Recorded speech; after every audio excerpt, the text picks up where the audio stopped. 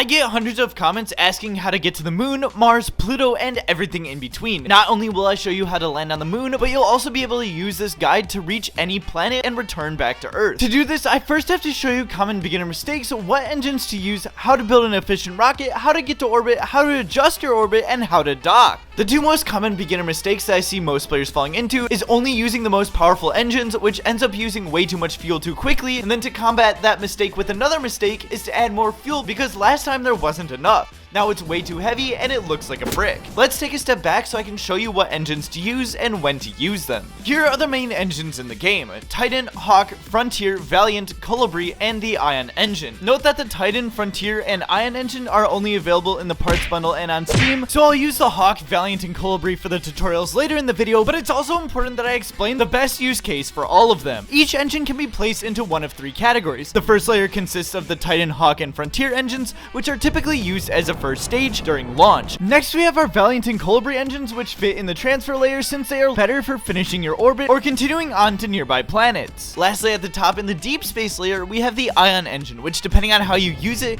can make it incredibly broken. It has the lowest thrust at 1.5 tons, however, its efficiency is off the charts compared to the rest of the engine. The best way to use it would be for traveling between planets, traveling to deep space planets, or for landers aimed at landing on asteroids with really low gravity. Now let's move on to building an efficient rocket. One of the most important things to understand is your thrust to weight ratio, or TWR. Your rocket needs a TWR above 1 to even leave the ground, but an ideal range is around 1.2 to 1.4. If too high, you waste fuel fighting atmospheric drag, and if it's too low, you waste fuel fighting gravity. I also included the blueprints in the Discord in the description if you want to follow along with the rest of the tutorial. Getting to orbit is much simpler than people think. While launching the rocket, you'd see this indicator pop up on the screen, which is a suggested angle that you should be facing when approaching orbit. On mobile, it looks like this. With this example, I'll be following the indicator the entire time until it disappears, and once it does, if you look into your map view, it will show your apogee is outside of the atmosphere. Now you can turn off your engines, time warp to a point close to, but before your apogee, remove any fairings, turn the rocket horizontal, and turn the engines back on. A tip is to try to stay near your apogee without going past it, and angling your rocket slightly up will push the apogee further away. Continue doing this until you finally reach orbit. Before I explain how to dock, let's quickly go over how to adjust your orbit and some important key terms. The highest point in your orbit is called the apogee, and your lowest point is the perigee. The direction you're moving is called prograde, and the opposite direction is retrograde. To raise your orbit, go to your perigee, face prograde, and turn on your engine. This increases your speed and raises the other side of your orbit, the apogee. Time warp to it, face prograde again, and then this time it would raise your perigee. To lower your orbit, follow the same steps, but instead of facing prograde, you'd want to face retrograde to slow the rocket down,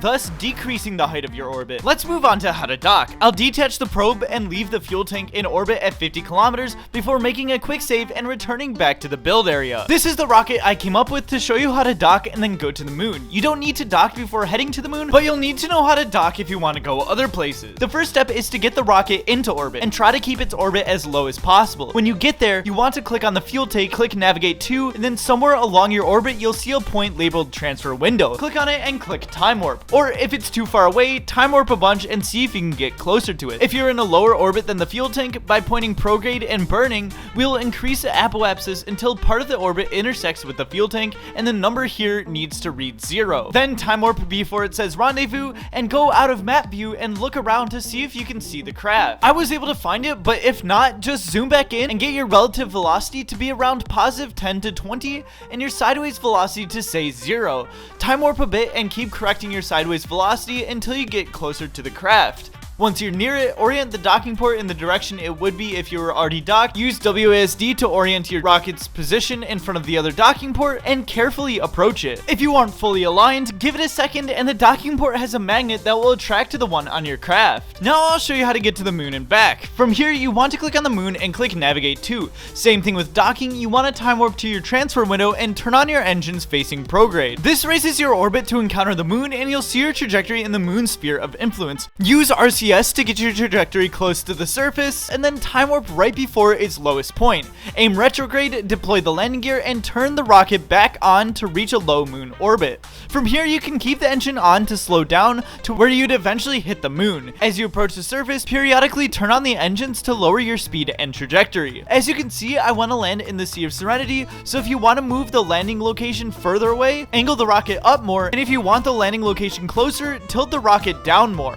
When you are a comfortable distance away from the surface, switch out of map mode and try to keep your rocket's velocity under 10 meters per second until it touches down. If you did all of this right, you should have landed a rocket on the moon. To navigate back to Earth, start by getting an orbit back around the moon, then click Earth, click Navigate to, time warp to your transfer window, and burn until the trajectory is in the Earth's atmosphere. Time warp right before entering the atmosphere and separate the capsule from the rest of the rocket. On your way through the Earth's atmosphere, remember to deploy your parachutes, and boom, you should land back on Earth. It's finally time that I show you how to reach any planet and return. To demonstrate this, I've built this rocket that has enough fuel to get to Mars and back. First, like everything else, you have to do a cool stage separation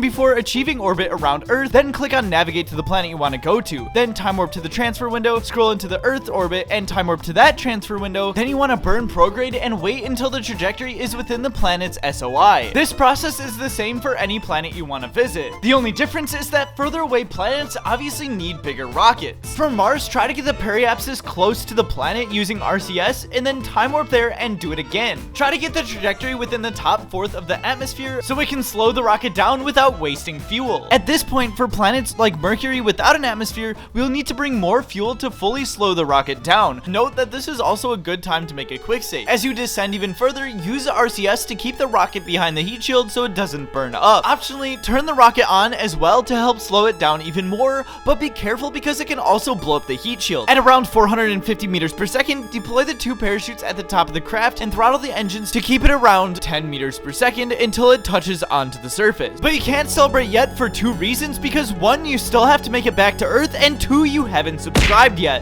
The first step to getting back is to detach the rocket from the lander and the heat shield, and then get back to orbit as if you were doing it back on Earth. However, this time there is no indicator. Once you get to orbit, click navigate to Earth, time warp to the transfer window for Mars, and then time warp to the transfer window for your craft. Burn prograde and try to get the trajectory of the craft back within the Earth's atmosphere. If you time warp too close to the Earth's atmosphere, you may not have enough time, like I did, to separate the capsule from the rest of the rocket. Luckily, I was able to, and now we have to wait until the capsule is low enough to deploy the parachute. Now you can celebrate because we finally made it to Earth. Subscribe if you found this tutorial useful, and I might make a tutorial on how to do gravity assists.